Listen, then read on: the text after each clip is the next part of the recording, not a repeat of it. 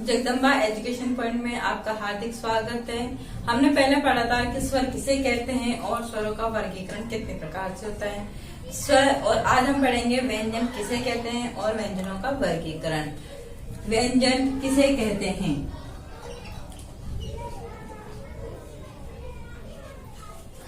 जिन वर्णों के उच्चारण में वायु मुख से थोड़ा रुक कर निकले या जिनका उच्चारण करते समय हमें स्वर वर्णों की सहायता लेनी पड़े वे व्यंजन कहलाते हैं। तो हम इसकी डेफिनेशन लिख लेते हैं। जिन वर्णों के उच्चारण में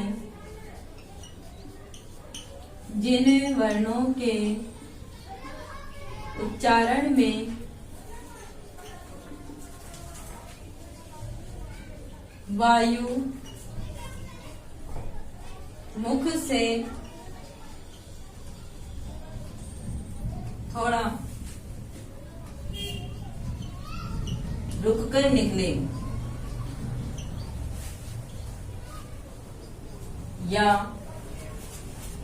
जिनके उच्चारण में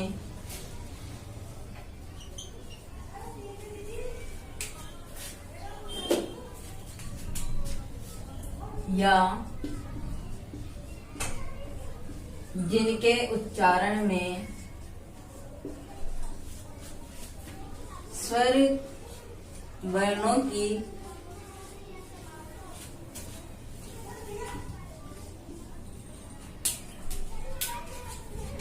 सहायता लेनी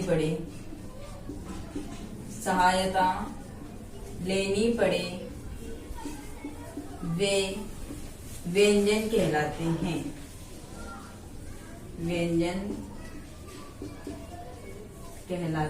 हैं। जैसे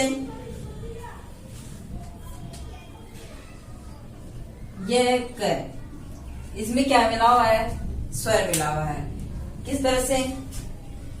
हलंत क धन अ, इन दोनों को मिलाकर क्या बन जाएगा? कर।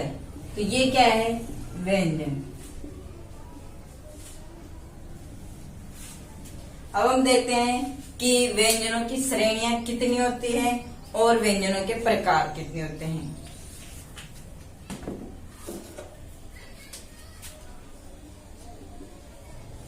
व्यंजनों की श्रेणियां।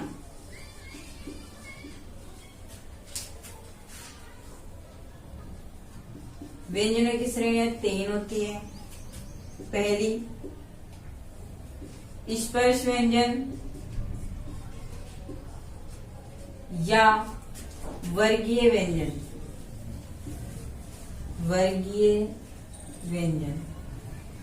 दूसरा अंतस्थ व्यंजन और तीसरा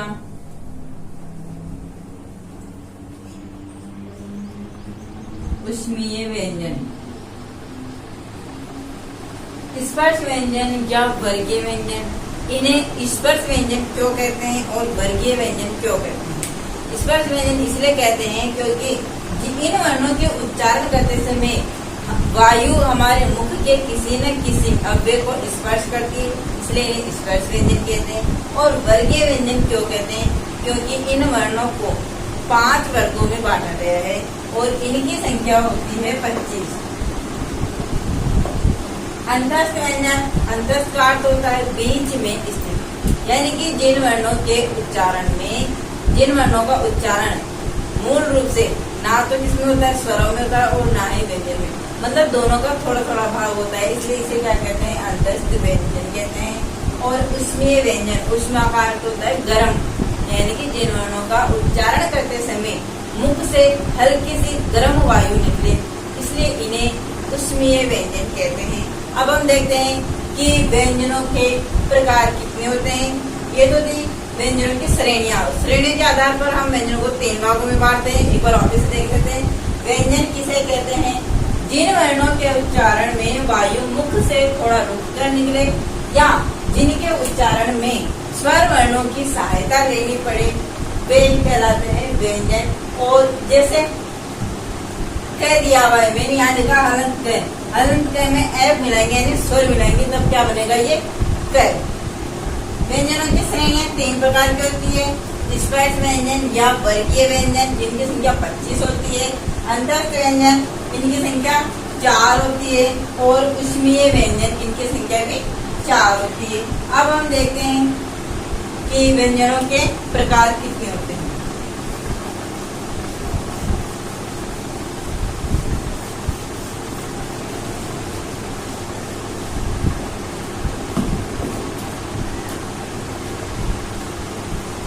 व्यंजनों को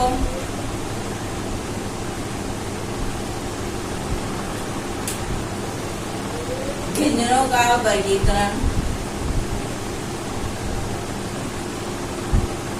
2 भागों में किया गया है। व्यंजनों के 2 भाग कौन कौन से होते हैं? पहला होता है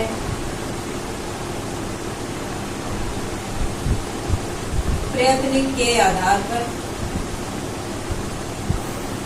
और दूसरा होता है उच्चारण स्थान के आधार पर। उच्चारण स्थान के आधार पर। अब प्रयत्न के आधार पर हम इनको 3 भागों में बांट सकते हैं। तो प्रयत्न के आधार पर 3 भाग कौन कौन से होते हैं? पहला है उच्चारण के आधार पर,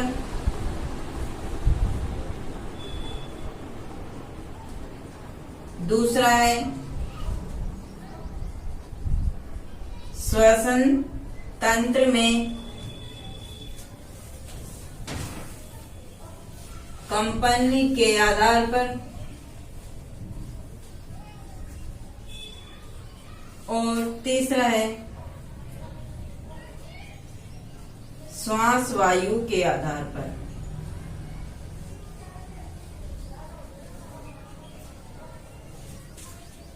प्रयत्न के आधार पर हम व्यंजनों को 3 भागों में बांट सकते हैं। पहला है उच्चारण के आधार पर, श्वसन तंत्र में कंपन के आधार पर, और श्वास वायु के आधार पर।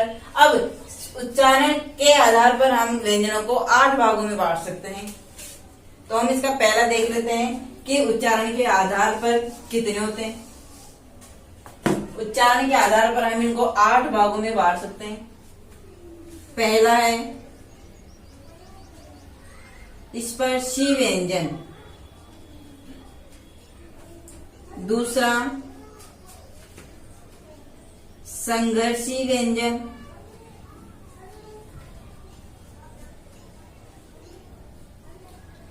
तीसरा है स्पर्श संघर्षी व्यंजन,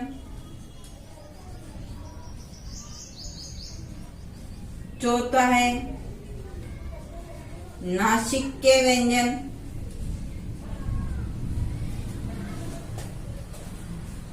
पांचवा है प्रकंपित या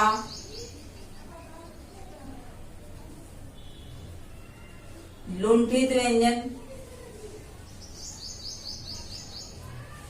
छठवा है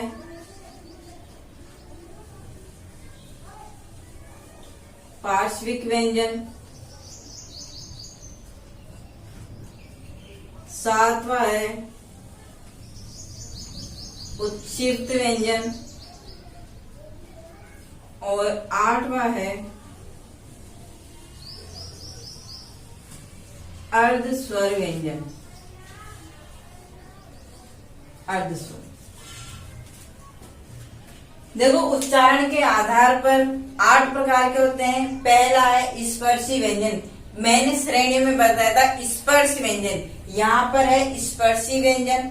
दूसरा है संघर्षी व्यंजन, तीसरा स्पर्श संघर्षी व्यंजन, चौथा है नासिक्य व्यंजन, पांचवा प्रकंपित या लुंठित व्यंजन, छठवा है पार्श्विक व्यंजन, सातवां उत्क्षिप्त व्यंजन, और आठवां है अर्ध स्वर व्यंजन। तो यहाँ पर स्पर्शी व्यंजन इनकी संख्या 16 होती है। स्पर्शी व्यंजनों की संख्या 16 होती है। ये 16 कौन कौन सी होती है? देखो, इसमें जो 5 वर्ग होते हैं हम उसमें से इसमें ले लेते हैं, एक वर्ग छूट जाता है, च वर्ग, और अंतिम जो नासिक के वर्ण होते हैं यानी कि पंचम वर्ण होते हैं उनको इनमें नहीं गिना जाता है। तो हम देख लेते हैं इसमें क, ख, ग, ग। देखो यहाँ पर मैंने लास्ट वाला छोड़ दिया है, च की लाइन छूट जाएगी, फिर है ट, ठ, ड, ढ, त, थ, द, ध, प, फ, ब, भ। ठीक है, हमने पंचम वर्ण को छोड़ दिया है और च वर्ग है उसे भी छोड़ दिया है। तो ये कितने हो गए? स्पर्श व्यंजनों की संख्या कितनी हो गई? 16। संघर्षी व्यंजनों की संख्या होती है 4। ये क्या करते हैं? संघर्ष करते हैं, इनका उच्चारण करते समय हमारी जिह्वा क्या करती है? संघर्ष करती है, इसलिए इन्हें संघर्षी व्यंजन कहते हैं। इनकी संख्या होती है 4।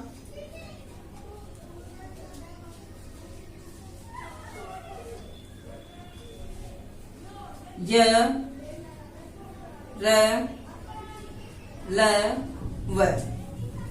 इन्हें संघर्षी व्यंजन। अब देखो य, र, ल, व, इनको और हम क्या कहते हैं? इनका नाम और क्या है? उष्मीय, सॉरी, य, र, ल, व। मैंने भी नाम बताया था यहाँ पे। इनकी जो श्रेणियां होती है उसमें मैंने बताया था, एक तो होता है अंतस्थ व्यंजन और एक होता है उष्मीय व्यंजन। तो हम इन्हें क्या कहते हैं? उष्मीय व्यंजन भी कहते हैं। सॉरी, यहाँ पे उष्मीय व्यंजन में यह आ जाएगा श, श, श और है। इन्हें हम क्या कहते हैं? उष्मीय व्यंजन भी कहते हैं और संघर्षी व्यंजन भी कहते हैं। स्पर्श संघर्षी व्यंजन। अब मैंने यहाँ पे एक च वर्ग छोड़ा था, वो च वर्ग किसमें आ जाएगा? स्पर्श संघर्षी व्यंजन। च, छ, ज, झ। नासिकीय व्यंजन में अंतिम 5 वर्ण आ जाएंगे, न, य, न, और म। प्रकंपित व्यंजन या लुंठित व्यंजन यानी कि जिस वर्ण का उच्चारण करते समय जीभ क्या करती है? लुंठित यानी लुढ़कती है, और प्रकंपित यानी कंपन होता है, उसे कहते हैं प्रकंपित या लुंठित व्यंजन। र। पार्श्विक व्यंजन। पार्श्विक का अर्थ होता है बगल में, यानी कि जिस वर्ण का उच्चारण करते समय वायु जिह्वा के दोनों तरफ से निकले यानी बगल से निकले, तो उसे क्या कहते हैं? पार्श्विक व्यंजन। इसमें आ जाएगा ल। उच्चयुक्त व्यंजन मैंने बता दिया था, इसके मैंने कई सारे नाम बताए थे, जैसे द्विस्पर्शी व्यंजन, द्विपृष्ठीय व्यंजन और तालंजात व्यंजन, द्विगुण व्यंजन। ये होते हैं उच्चयुक्त व्यंजन और इनकी संख्या होती है 2, अढ़ और अढ़। अर्ध स्वर व्यंजन, इनकी संख्या 2 होती है, य और व। इस प्रकार से उच्चारण के आधार पर हम व्यंजनों को 8 भागों में बांटते हैं। पहला है स्पर्शी व्यंजन। स्पर्शी व्यंजनों की संख्या होती है 16। इसमें अंतिम जो पंचम वर्ण है वो हट जाएगा और च वर्ग घट जाएगा, तो कितनी संख्या रह जाएगी? 16। देखो क, ख, घ, घ, ट, ठ, ड, ढ, त, थ, द, ध, प, फ, ब और भ। ठीक है, अब है संघर्षी व्यंजन। संघर्षी व्यंजन इनकी संख्या 4 होती है, श, श, स और ह। इन्हें उष्मीय व्यंजन भी कहते हैं। स्पर्श संघर्षी व्यंजन। स्पर्श संघर्षी व्यंजन इनकी संख्या भी 4 होती है, जो स्पर्श करने के साथ साथ संघर्ष भी करते हैं, च, छ, ज और झ। नासिक के व्यंजन जो सभी जानते हैं, अंतिम 5 वर्ण जिनको बोलते समय नाक से वायु निकलती है, न, य, न और म। अब है प्रकंपित या लुंठित वर्ण। एक होता है र। पार्श्विक व्यंजन इनकी संख्या भी 1 होती है, ल। उच्छिष्ट व्यंजन 2 होते हैं, ढ और ढ। और अर्ध स्वर व्यंजन इनकी संख्या 2 होती है, य और व। अब हम देखते हैं, यह हो गया कि प्रयत्न के आधार पर कितने प्रकार बताए थे? मैंने 3 प्रकार बताए थे, उसमें से एक प्रकार हो गया उच्चारण के आधार पर। अब दूसरा प्रकार देखते हैं।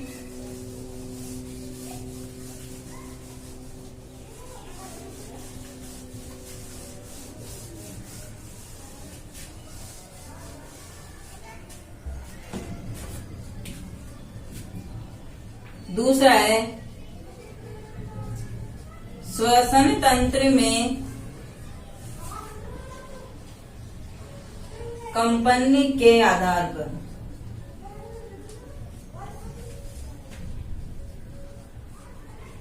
श्वसन तंत्र में कंपन के आधार पर यानी कि जिन वर्णों का उच्चारण करते समय हमारे श्वसन तंत्र में क्या होता है, कंपन होता है, गूंज होती है, एक नाद होता है, उसे क्या कहते हैं, उसे कौन कौन से वर्ण कहते हैं, श्वसन तंत्र के आधार पर। और इनको कितने भागों में बांटा गया है, 2 भागों में। पहला है अघोष या दूसरा है सघोष या घोष। सघोष उसे कहते हैं जिन वर्णों का उच्चारण करते समय श्वसन तंत्र में कंपन नहीं होता है, वो होते हैं अघोष। और सघोष उसे कहते हैं स यानी साथ, यानी कि जिन वर्णों का उच्चारण कंपन के साथ होता है, गूंज या नाद के साथ होता है, वे होते हैं सघोष या घोष व्यंजन। तो हम इसको देख लेते हैं। अघोष में देखो प्रत्येक वर्ग का पहला और दूसरा वर्ण आता है। तो प्रत्येक वर्ग, मैंने 5 वर्ग बताया था, क वर्ग, च वर्ग, ट वर्ग, त वर्ग और प वर्ग। क वर्ग में आ जाएंगे क, ख, ग, घ, न, च, छ, ज, झ, य, ट, ठ, ड, ढ, न। उसके बाद त, थ, द, ध, न। फिर प, फ, ब, भ और म। अब देखो मैंने बताया था कि इसमें कौन कौन से वर्ण होते हैं जिनमें नाद या गूंज नहीं होती है। तो कौन कौन से वर्ण होते हैं, प्रत्येक वर्ग का पहला और दूसरा वर्ण। ये कौन से वर्ण है, अघोष व्यंजन। ठीक है, प्रत्येक वर्ग का पहला और दूसरा क, ख, च, छ, ट, ठ, त, थ, प और फ। ठीक है, इसके अलावा 3 वर्ण और आते हैं, वो भी देख लेते हैं कौन कौन से हैं। श, श और स। ये तो कौन से हैं, अघोष। कौन से हैं, अघोष में। बाकी बचे जो कौन से जाएंगे, सघोष व्यंजन। लेकिन इनके अलावा इनमें और कौन कौन से वर्ण आते हैं, पहले ही देख लेते हैं कि प्रत्येक वर्ग का तीसरा, चौथा और 5वां वर्ण। प्रत्येक वर्ग का तीसरा, चौथा और 5वां वर्ण किस में आते हैं, सघोष या घोष व्यंजनों में। इनकी देखो ग, घ, न, ज, झ, य, ड, ढ, न, द, ध, न, ब, भ, म। ठीक है, यहाँ तक हो गया। अब इसमें कौन कौन से आते हैं, और य, र, ल, व। यहाँ पर देखो मैंने श लगाया था, अब यहाँ पर है नहीं है, तो ये है किधर आ जाएगा, है। और सभी स्वर, और सभी स्वर। तो ये तो हो गए सघोष या घोष वर्ण। ठीक है, एक बार हम इसको वापस से देख लेते हैं। प्रयत्न के आधार पर मैंने इसके 3 प्रकार बताए थे व्यंजनों के। पहला था उच्चारण के आधार पर, दूसरा है श्वसन तंत्र में कंपनी के आधार पर। तो श्वसन तंत्र में कंपनी के आधार पर मैंने 2 प्रकार बताए हैं, अघोष और सघोष। सघोष को घोष भी कहते हैं। अघोष होते हैं जो प्रत्येक वर्ग का पहला और दूसरा वर्ण होता है। प्रत्येक वर्ग का पहला दूसरा वर्ण क, ख, च, छ, ट, ठ, त, थ और प, फ। इसके अलावा तीनों श आ जाएंगे, श, स। फिर है सघोष या घोष वर्ण। इसमें आ जाएगा प्रत्येक वर्ग का तीसरा, चौथा, पांचवा वर्ण। तीसरा, चौथा, पांचवा वर्ण कौन कौन से? ग, घ, न, ज, झ, य, ड, ढ, न, द, ध, न, ब, भ, म। इसके अलावा य, र, ल, व। य, र, ल, व क्या कहते हैं? अंतस्थ व्यंजन भी कहते हैं। फिर है और सभी स्वर। यह हो गया। अब हमारा इसका तीसरा प्रकार है, वो हो जाएगा श्वास वायु के आधार पर।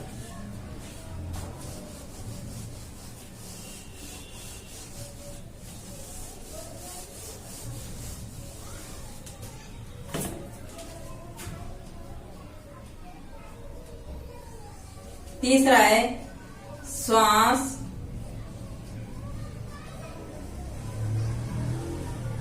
वायु के आधार पर। श्वास वायु के आधार पर भी हम व्यंजनों को दो भागों में बांटते हैं। पहला है अल्प प्राण। पहला कौन सा है? अल्प प्राण। और दूसरा है महाप्राण। ठीक है, यानी कि देखो प्राण, प्राण किसे कहते हैं हम? प्राण वायु। क्या होती है? वायु को क्या कहते हैं? प्राण। यानी कि वायु के बिना हमारे प्राण नहीं रह सकते, इसलिए हम इसे क्या कहते हैं? प्राण वायु। या और यहाँ पर हम इसे कहेंगे प्राण। किसको कहेंगे? वायु को। यानी कि जिन वर्णों का उच्चारण करते समय कम वायु की आवश्यकता हो, अल्प यानी कम या थोड़ा, कम वायु की आवश्यकता हो, या जिनके उच्चारण में कम मेहनत लगे, वो होते हैं अल्प प्राण। और महाप्राण किसे कहते हैं? जिन वर्णों के उच्चारण में अधिक वायु की आवश्यकता हो या अधिक मेहनत की आवश्यकता हो, वो होते हैं महाप्राण व्यंजन। तो हम देख लेते हैं अल्प प्राण और महाप्राणों की संख्या कितनी होती है, कौन कौन सी होती है। उसी इसी में भी हम वही बांटेंगे 5 वर्गों में। क वर्ग,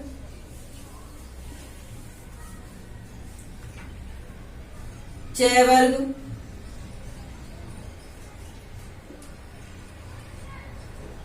ट वर्ग, त वर्ग और प वर्ग। क वर्ग में कौन कौन से वर्ण आते हैं? क, ख, ग, घ, न। च वर्ग में च, छ, ज, झ, य। ट वर्ग में ट, ठ, ड, ढ, न। ट वर्ग में त, थ, द, ध, न। और प वर्ग में प, फ, ब, भ, म। अब अल्प यानी कि जिनमें कम मेहनत हो या कम वायु निकले, तो ख की अपेक्षा क में कम वायु निकलती है और कम ही मेहनत की आवश्यकता होती है। तो इसमें प्रत्येक वर्ग का पहला, तीसरा और पांचवा वर्ण। प्रत्येक वर्ग का पहला, तीसरा और पांचवा वर्ण किस में आ जाएंगे? अल्प प्राण में। तो हम इसे इस तरह से भी देख सकते हैं। तो हम इन दो को हटा देते हैं। ठीक है, देखो प्रत्येक वर्ग का पहला, तीसरा और पांचवा वर्ण किसमें आ जाएंगे? अल्प प्राण में। इसके अलावा कौन कौन से आते हैं? य, र, ल, व और ड। ये कौन सा है? जो उच्चिष्ट व्यंजन है उसमें से आ जाएगा। और सभी स्वर, और सभी स्वर य, र, ल, व, ढ और सभी स्वर किस में आ जाएंगे? अल्प प्राण में। अब देखते हैं कि महाप्राण में कौन कौन से वर्ण होते हैं। महाप्राण में दो, जो इसमें बात की, कौन सा बचा है?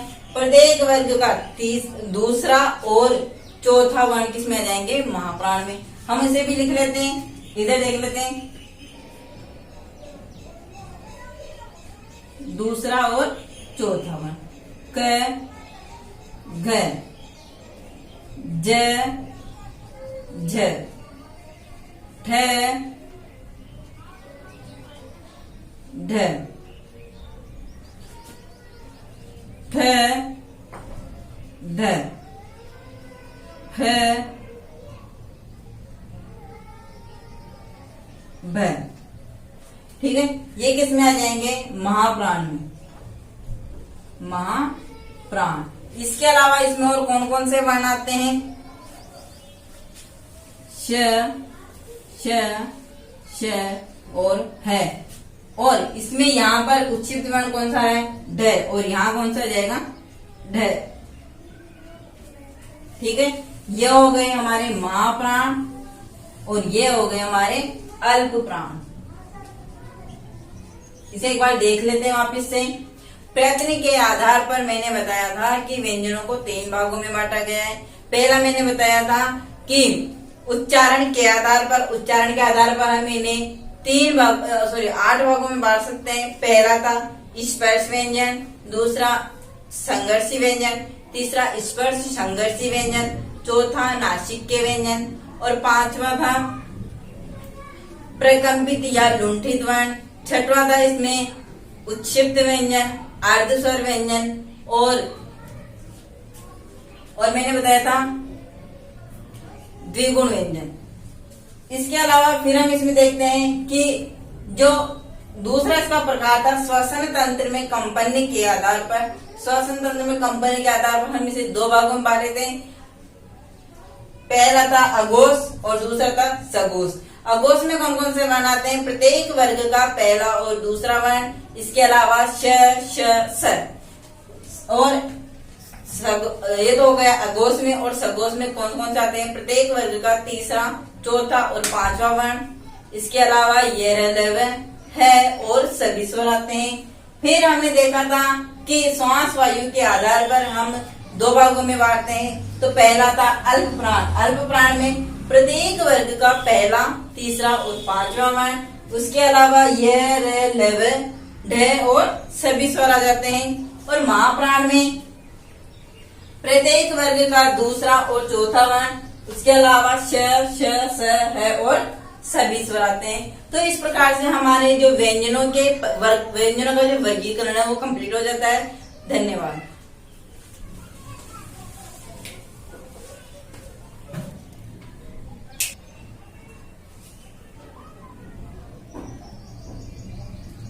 यदि आपको हमारा ये वीडियो पसंद आए तो इसे लाइक और शेयर करें और सब्सक्राइब करना ना भूलें। इसके अलावा यदि आपको कुछ पूछना हो तो आप उसे कमेंट में लिख सकते हैं, मैं उसका जवाब दे दूंगी। धन्यवाद।